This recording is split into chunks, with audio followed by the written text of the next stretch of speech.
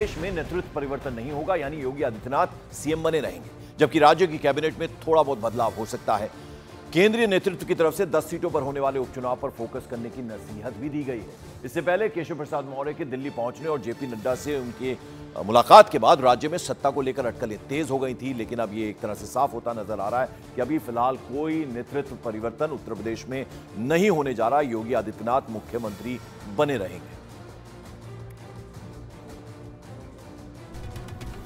UP में जारी सियासी हलचल के बीच खबर है कि बीजेपी का उत्तर प्रदेश में नेतृत्व परिवर्तन का कोई प्लान नहीं है। इसका मतलब है कि योगी आदित्यनाथ ही यूपी के मुख्यमंत्री बने रहेंगे।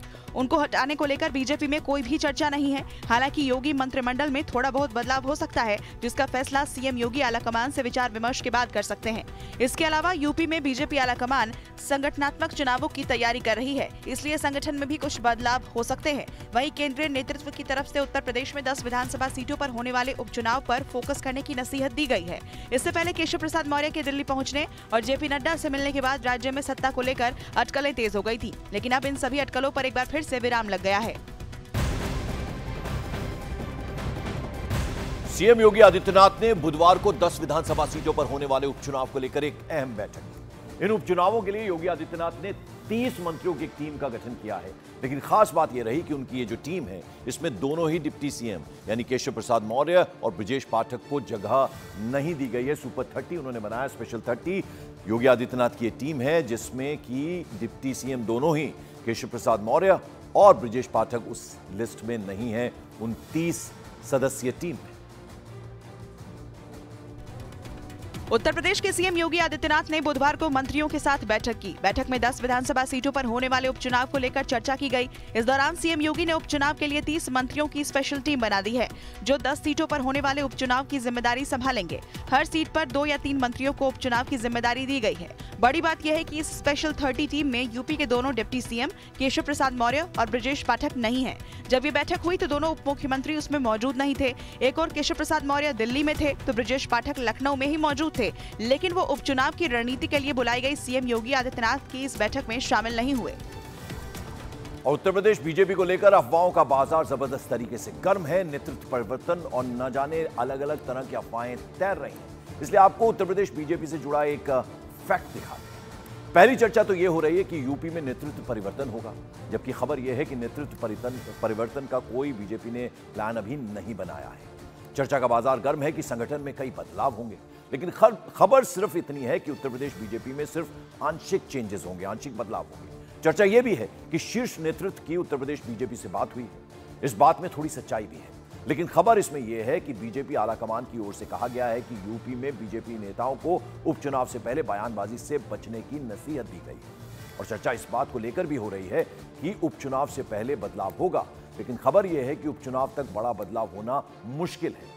चर्चा इस बात की भी है कि संगठन में कई बड़े चेहरे बदले जाएंगे, लेकिन खबर यह है कि संगठन में कुछ नए चेहरों को मौका दिया जा सकता है।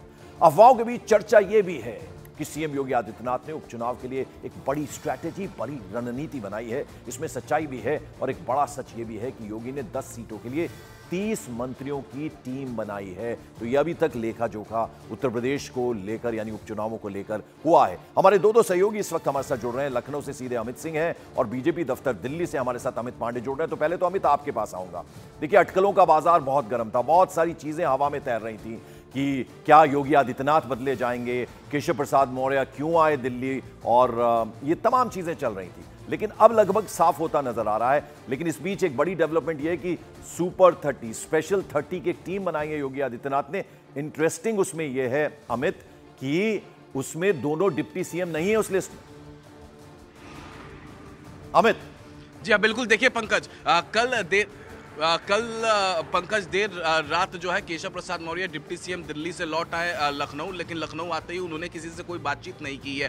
ब्रजेश पाठक लखनऊ में ही मौजूद हैं, लेकिन वो किसी से बातचीत नहीं कर रहे हैं। अब स्पेशल 30 जो बनाई गई है, जब मेरी वरिष्ठ पार्टी के नेताओं से बातचीत हुई तो उन्होंने साफ साफ कहा कि ये जो स्पेशल 30 की टीम है ये जिले के प्रभारी हैं, डिप्टी सीएम को कोई एक जिला नहीं दिया जा सकता।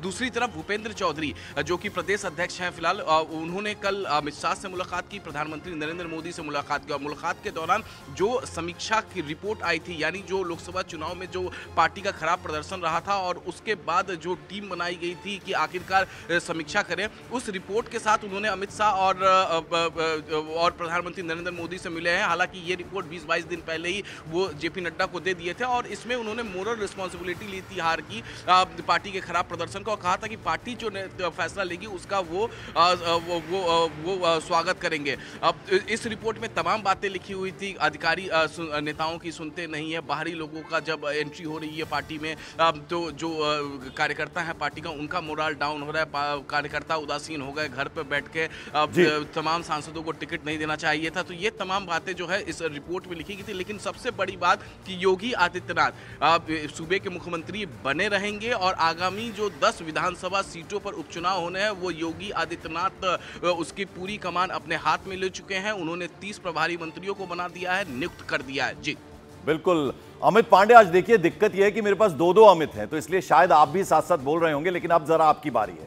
आप ये बताइए कि योगी आदित्यनाथ ने एक स्पेशल 30 की टीम बना ली, लेकिन उससे पहले एक बड़ा डेवलपमेंट हो रहा था क्योंकि भूपेंद्र चौधरी, केशव प्रसाद मौर्य दोनों दिल्ली आए थे, प्रधानमंत्री से मुलाकात हुई, गृह मंत्री से मुलाकात हुई, तो इसको लेकर अटकलों का बाजार गर्म हो गया था। लेकिन अब पूरी क्लैरिटी है और एक मैसेज जो है वो दे दिया गया होगा उत्तर प्रदेश बीजेपी के तमाम नेताओं को।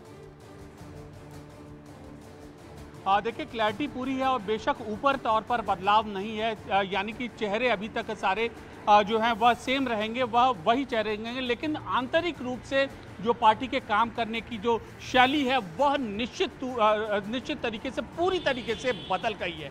क्यों बदल गई है? जैसा कि अमित भी कह रहे थे कि सुपर 30 मंत्रियों की टीम बनाएगी। पहली बार ऐसा है संगठन जो पार्टी के चुनाव में इसमें दोनों डिप्टी सीएम नहीं है। दूसरी ओर यहाँ पर जब आते हैं जो भूपेंद्र चौधरी आते हैं, जब मुलाकात करते हैं तो उनमें कोई भी जो प्रदेश के अन्य जो मंत्री हैं वो यहाँ पर मौजूद नहीं होते। वो अपनी बात बताते हैं और 48 घंटे के भीतर 3 बड़े नेताओं से उनकी मुलाकात हो गई होती है। एक बात साफ है कि जो आला कमान को सूचित करना था कि सरकार के बीच संगठन के नेताओं की नहीं सुनी जाती, तो इन चुनाव में जो उपचुनाव होंगे उसमें कम से कम ये हमें देखने को नहीं मिलेगा। तो ऊपरी तौर पर बदलाव नहीं है, लेकिन आंतरिक तौर पर बहुत बड़ा बदलाव है। पिछले 1 साल 10 सालों में ये हम कह सकते हैं यूपी बीजेपी में इस तरीके के बड़े डेवलपमेंट हुए हैं।